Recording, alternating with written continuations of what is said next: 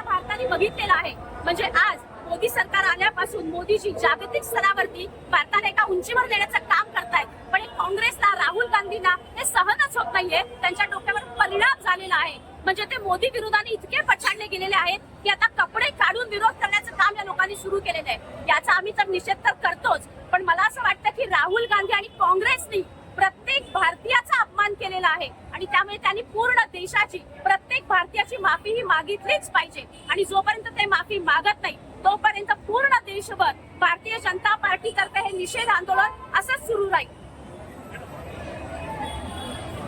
याप्रमाणे म्हटलं की AI समिट जी दिल्लीला झाली होती आणि त्या दिल्लीच्या समिटमध्ये आदरणीय पंतप्रधान हे आपल्या भारताचा विकासाचा मुद्दा राष्ट्रीय स्तरावरती ग्लोबल अशी ती परिषद होती आणि ज्या पद्धतीने राहुल गांधींच्या माध्यमातून युवा मोर्चाने त्या ठिकाणी त्यांच्या शर्टलेस असं जाऊन ते आंदोलन केलं होतं, मला असं वाटतं की भारत देशाची कुठेतरी प्रतिमा ढागाळण्यासाठी हा काँग्रेसचा प्रयत्न होता।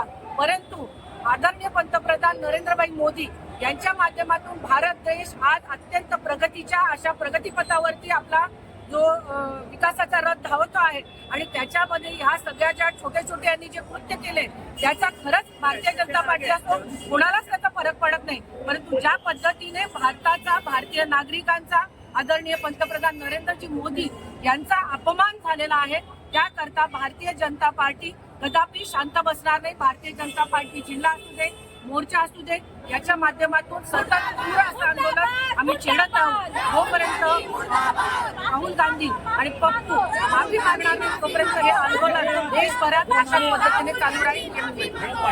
काँग्रेस